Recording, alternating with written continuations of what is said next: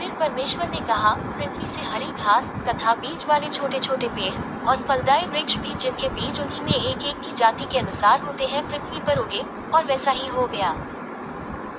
तो पृथ्वी से हरी घास और छोटे छोटे पेड़ जिनमें अपनी अपनी जाति के अनुसार बीज होता है, और फलदायी वृक्ष जिनके बीज एक एक की जाति के अनुसार उन्हीं में होते हैं उगे, और परमेश्वर ने देखा कि अच्छा है। तथा सांझ हुई फिर भोर हुआ। इस प्रकार तीसरा दिन हो गया। फिर परमेश्वर ने कहा, दिन को रात से अलग करने के लिए आकाश के अंतर में ज्योतियां हों, और वे चिन्हों और नियत समयों और दिनों और वर्षों के कारण हों।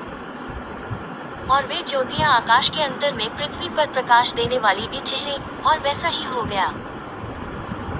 तब परमेश्वर ने दो बड़ी ज्योतियां बनाई, उनमें से बड़ी ज्योति को दिन पर प्रभुता करने के लिए और छोटी ज्योति को रात पर प्रभुता करने के लिए बनाया, और तारागण को भी बनाया।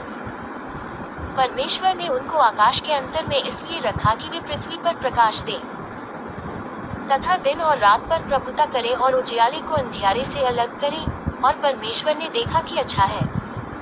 तथा सांझ हुई फिर भोर हुआ। इस प्रकार चौथा दिन हो गया। फिर परमेश्वर ने कहा, जल जीवित प्राणियों से बहुत ही भर जाए, और पक्षी पृथ्वी के ऊपर आकाश के अंतर में उड़े।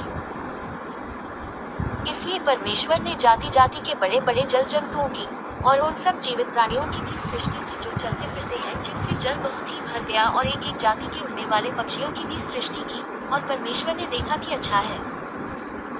और परमेश्वर ने ये कह के उनको आशीष दी कि फूलों फलों और समुद्र के जल में भर जाओ, और पक्षी पृथ्वी पर बढ़े।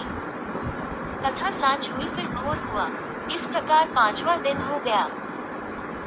फिर परमेश्वर ने कहा, पृथ्वी से एक एक जाति के जीवित प्राणी अर्थात घरेलू पशु और रेंगने वाले जंतु और पृथ्वी के वन पशु जाति जाति के अनुसार उत्पन्न हो, और वैसा ही हो गया। सो परमेश्वर ने पृथ्वी की जाति जाति के वन पशुओं को और जाति जाति के घरेलू पशुओं को और जाति जाति की भूमि पर सब रेंगने वाले जंतुओं को बनाया, और परमेश्वर ने देखा कि अच्छा है। फिर परमेश्वर ने कहा, हम मनुष्य को अपने स्वरूप के अनुसार अपनी समानता में बनाएं, और वे समुद्र की मछलियों और आकाश के पक्षियों और घरेलू पशुओं और सारी पृथ्वी पर और सब रेंगने वाले जंतुओं पर जो पृथ्वी पर रेंगते हैं अधिकार रखें। तब परमेश्वर ने मनुष्य को अपने स्वरूप के अनुसार उत्पन्न किया, अपने ही स्वरूप के अनुसार परमेश्वर ने उसको उत्पन्न किया, नर और नारी करके उसने मनुष्यों की सृष्टि की।